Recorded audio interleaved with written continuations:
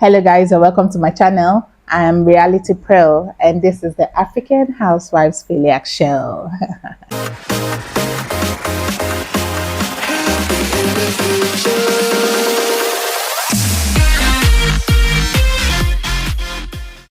You're welcome, you're welcome. Of course you're new here, I'm new here also. I would love for you to support me by liking and subscribing and sharing, commenting, all of those things. Yes, I really appreciate it if you do. Thank you. Let's get straight to why we're here. I'll be reviewing the Real Housewives of Lagos season 1. But of course, we're done with the show. But I can't lie. I've gone back to that show. I've watched that show. I don't know how many times now. Maybe I've lost count. And if you have done the same, please let me know in the comment section. Let's get to know ourselves. If you loved the show, please let me know in the comment section and tell me how many times you've watched the show, even after finished airing. I felt it would be good to review this show that we all loved.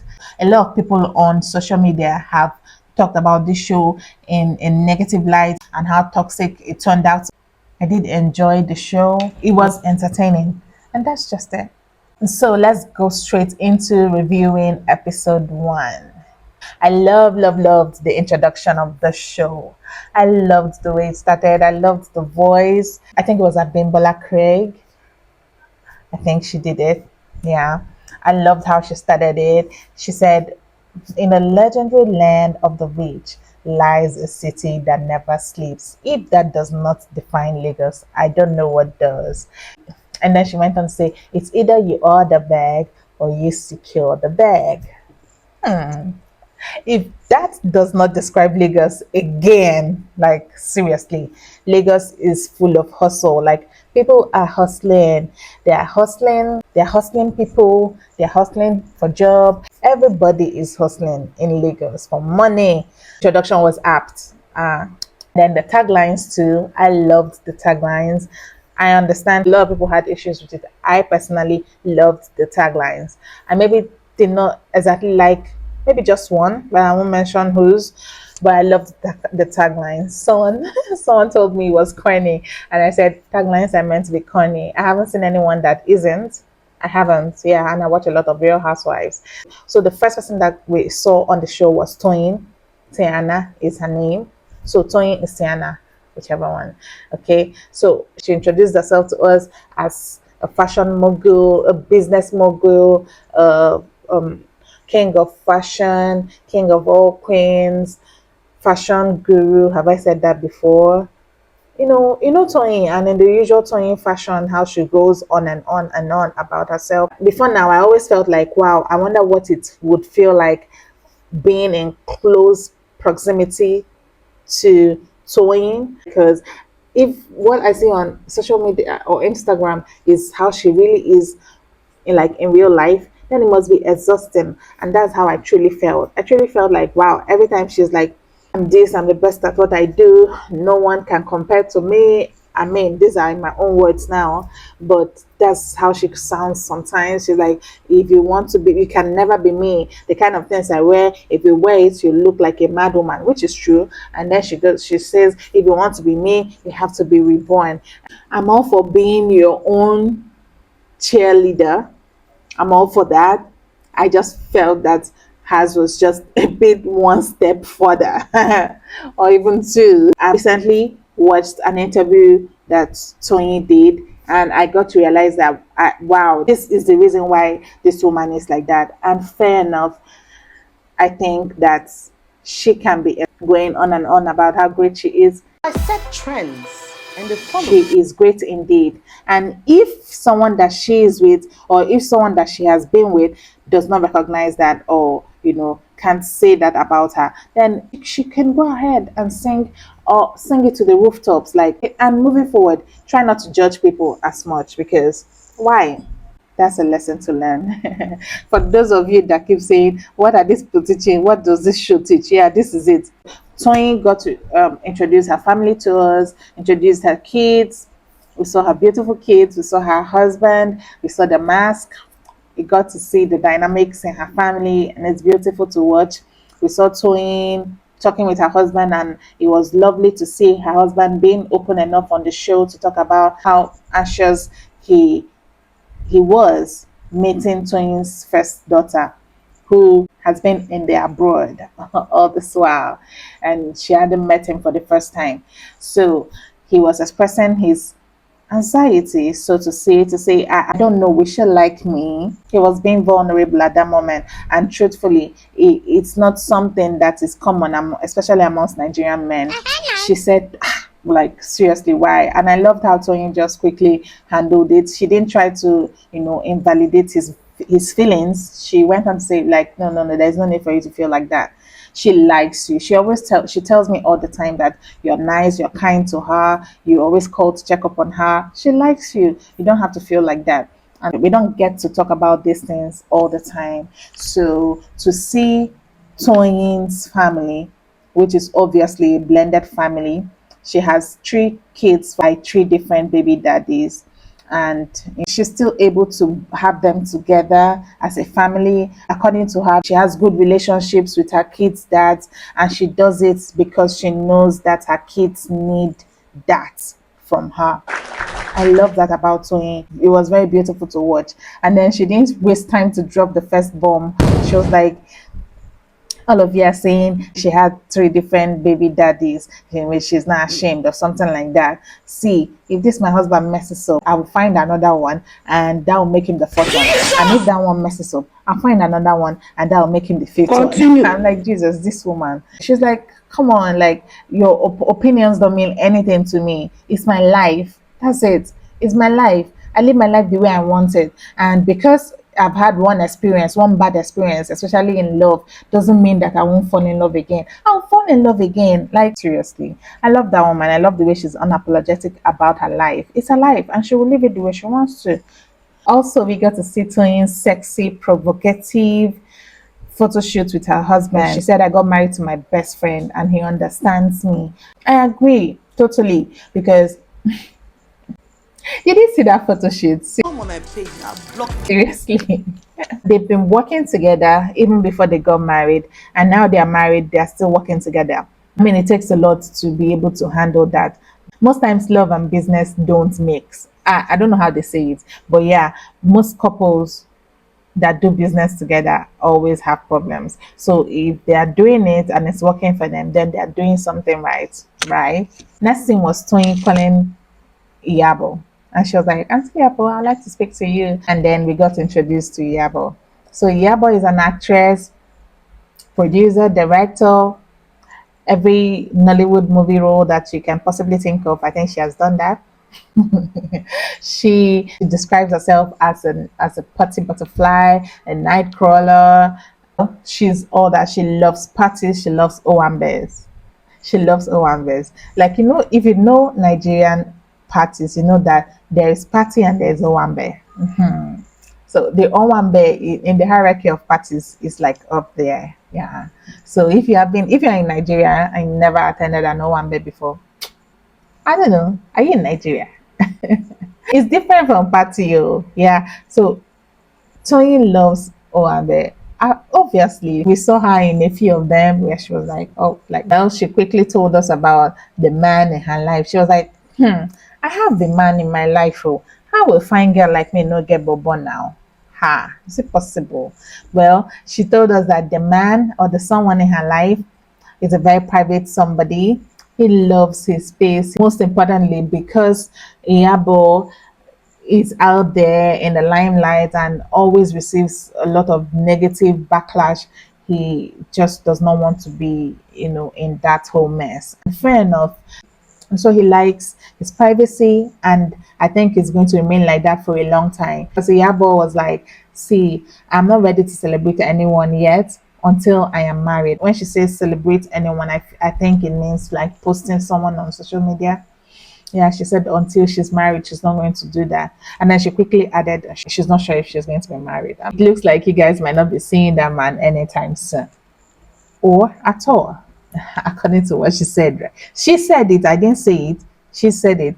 Well, she went on to say general opinion of her, and this all these are going down in her confessional. The first episode was mostly about getting to know the ladies. There was really no action. It was mostly their confessionals that we were seeing. It was more like an interview.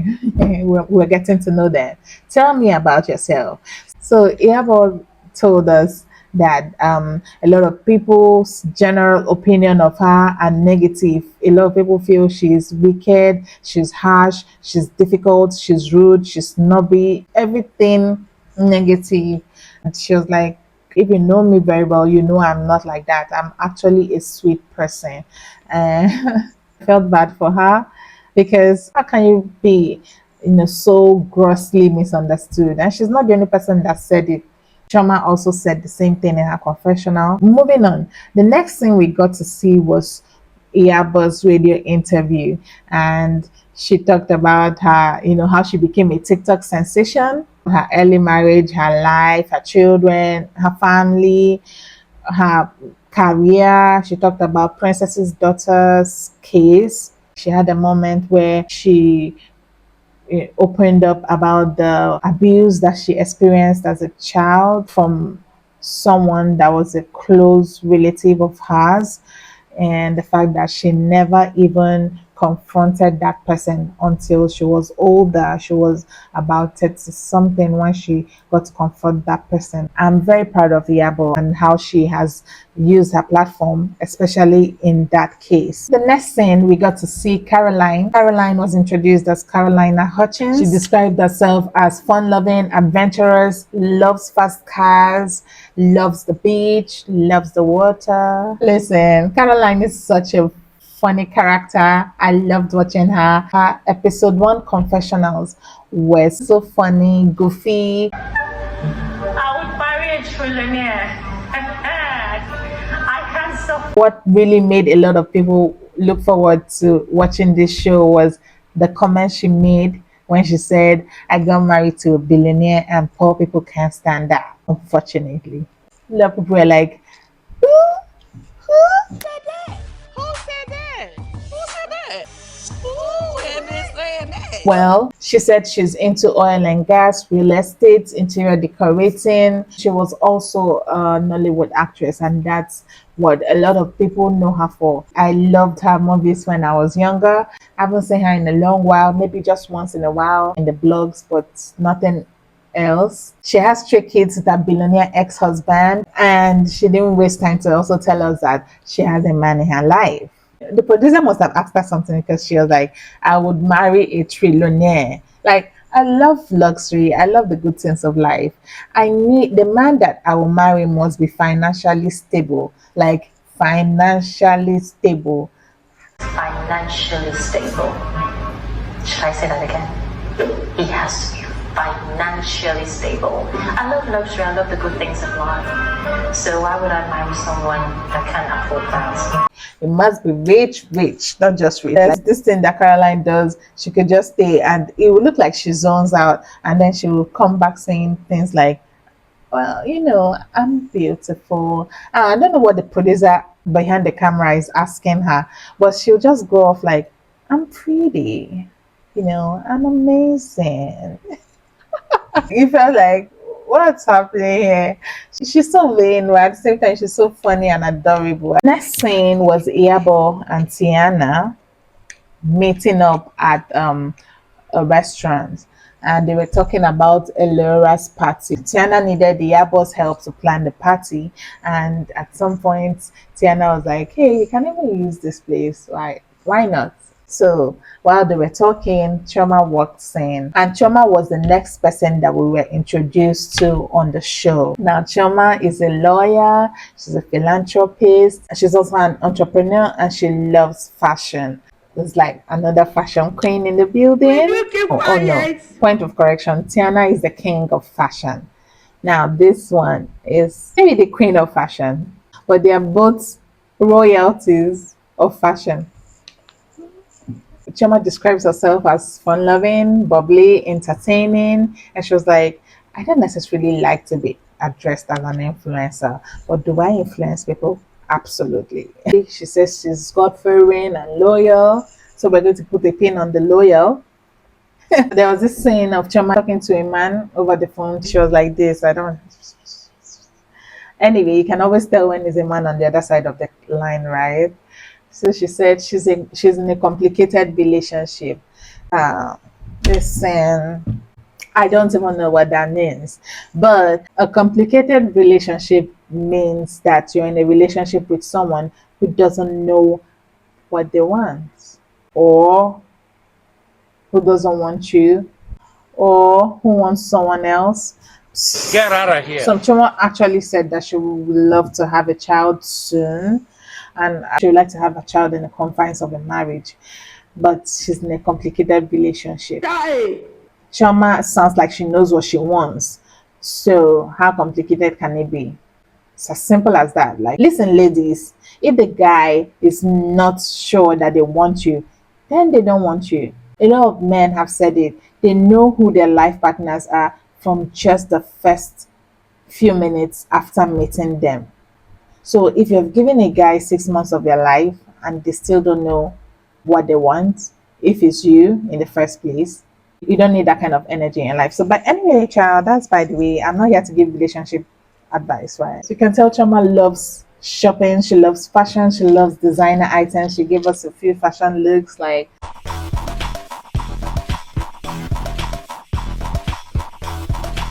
she talked about her life. She talked about how she grew up in Nigeria and traveled out of the country at the age of 13. And, finally, when she was done studying, came back to Nigeria, did her law school. She talked about the shock culture that she experienced when she came back to Nigeria. Oh, we got introduced to her best friend, her companion, her dog, Aria, who eats sushi for dinner and pizza. So the next thing was Iyabo, Toyin, and Chioma meeting up to talk about the party that Tiana was hosting. But while they got talking, Tony sort of brought up the topic of veneers because she noticed that Chioma had her teeth done. So they started talking about veneers. And before they departed, they got Iyabo to commit to doing her own teeth. Well, next scene was Laura. We got to meet Laura and her family, her kids. We saw her helping her kids out with their homework. We saw her getting ready for her husband because it was her 5th year wedding anniversary. Congrats. She had a surprise dinner for her husband. She had like a chef that came to cater to them. She described her husband as calm but crazy, just like her. And she's like, he's my best friend. It looked like they both compliment themselves. So Laura told us that she is an influencer, but when it comes to her life outside of Instagram and dancing behind a ring light, she loves it to be private. During her confessional, she was like, she thinks she's nice. She was like, I think I'm a nice person. Oh, am I? No, I'm not really that nice. So I'm not that nice. I know I don't forgive easily. If it hurts me, I can hold on to it for like forever. And the way she said it, oh, am I the drama? Well, girl, nobody is handing out trophies for not forgiving easily or not being nice. So, but anyway, I can tell that I think Laura is a nice person. She's just like, she likes to be dramatic sometimes. Why the drama? Laura got a package after her dinner with her husband, and she actually thought it was a gift from her husband. I don't know if I can relate, but I understand the disappointment that she felt when she found out that it was not an anniversary gift. It was an invite from Toyin. The next scenes that we saw were the ladies getting ready for the party. We saw Chioma making a call to Toyin, talking about everything is ready, all set, ready for you. I did my best for you. We saw Caroline getting ready, feeling herself. She was like, I'm a Barbie girl. And the next scene was the ladies arriving for the party.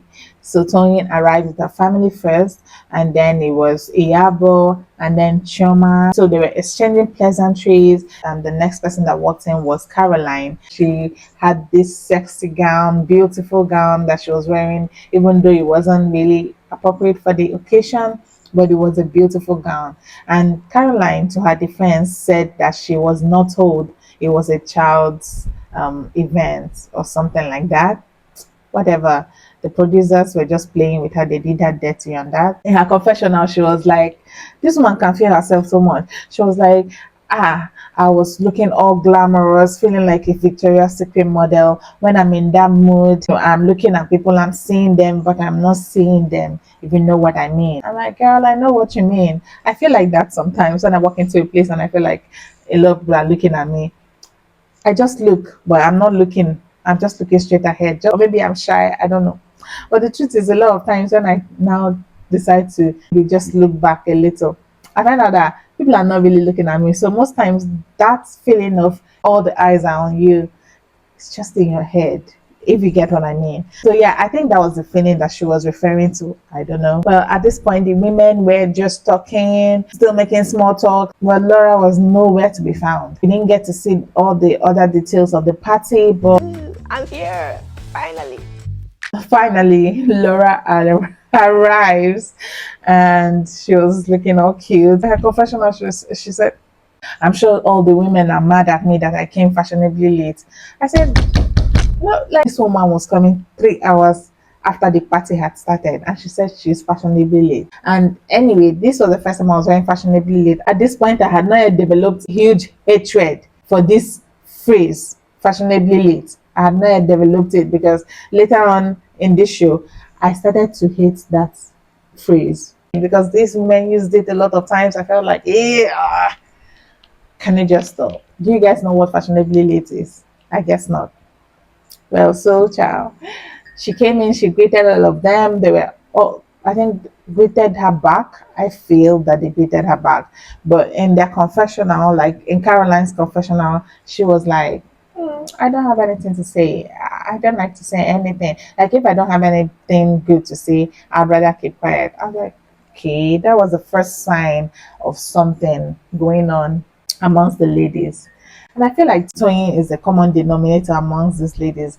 I think the only person that she doesn't really know in this show like that was Choma. So Laura sat down quickly, and they were bringing out food, delicious types of all types of meals. Food was rolling out, like in the usual Nigerian party style. Toyin gave the speech about the products that she was launching, and fast forward to just the women sitting together and talking and getting to know each other well. And Toyin said something, and this was like the beginning of the whole drama that went down throughout the season. So Toyin was like, Choma, you should know, you and Laura should know yourself. I don't know when she said that. I don't know what she really meant by that. Laura quickly said, "Oh, I know Choma. Choma has been my friend for some years." Choma was like, said, "Yeah, Laura has been a client of good hair." Laura said, no, like in her confessional, Laura was like, no, girl, no. I'm not just a client. I have been your friend. I was your friend. I don't know if she said anything right there at the moment. I don't know if she said anything. I wish she did. And I think it should have ended there. But because she didn't say anything, and I think this is how Laura is. I mean, we got to know her more as the show progressed. She doesn't really say anything at the moment. She goes back and ruminates on it and then comes back with drama. Right after that comment that Choma made, Laura seemed to be over the whole party. She didn't want to be there anymore. So she wasn't really taking part in the conversations that they were having. And even Toyin had to like try to drag her out of her shell a few times, but it wasn't working. So it was very clear that they're bored by the conversation or she just did not like what happened between her and Choma. Also, Laura felt that the group was being pretentious. She felt the women were just being fake. She mentioned a few times during her confessional that Toyin had told her a lot of things about Caroline, and that Toyin told her that she was not going to be messing with Caroline anymore, that they are not friends, they've had a lot of issues and all that. And Iyabo also did say something like that. She said something like, "Oh, I don't know Caroline, but I've heard a lot about her from Tiana. Tiana is my friend, and we talk." She said something like that. So both of them sort of alluded to the fact that Tiana had told them some things about Caroline off camera. or sometime even before the show. That was what it sounded like. So at this point, Laura felt like, so what's going on here? Why are you two kicking and laughing together? I thought Caroline is no longer your friend. So what's happening here? Why people being fake? And according to Tia now, she said, me, I don't mind. I'm a butterfly. I can be civil and polite in any situation with anybody. That's what she said in her confessional. But right there at the party, Laura asked Toyin, is Caroline your friend? Caroline was like, yeah, we've known each other for a long time. Because I used to go to her house. I was one of the first person that cooked banga in her house. And Tiana was like, yeah, that's true.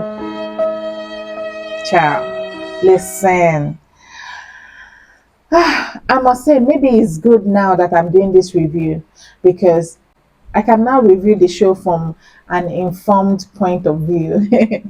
Informed because, like, when I see them trying to be cordial with each other, I don't know. I just feel like that was too much. That must have been a lot for both of them to, hold back. And I must applaud Caroline. She held down her own part of the agreement. That's all I have to say. Laura was making all sorts of faces, like very funny faces, like she was sipping on her drink, like all the while that they were having conversations, and she was like, moving on. Iyabo told the ladies that she would want to take them on a sort of a mini getaway, like a girls' trip to beach house. Laura said, no, I can't go. I won't be going. Can't go with you guys. I don't like water at all. But in her confessional, she was like, why would I go to a trip that Iyabo is hosting? I don't know her like that. She's not even my friends. And then the other women, and they're not really my friends. Why would I go for something that she's hosting when I don't really know her? Which one is it, Laura? Is it that you don't really know her and that you're not friends with her, or you don't like water? Which one is it?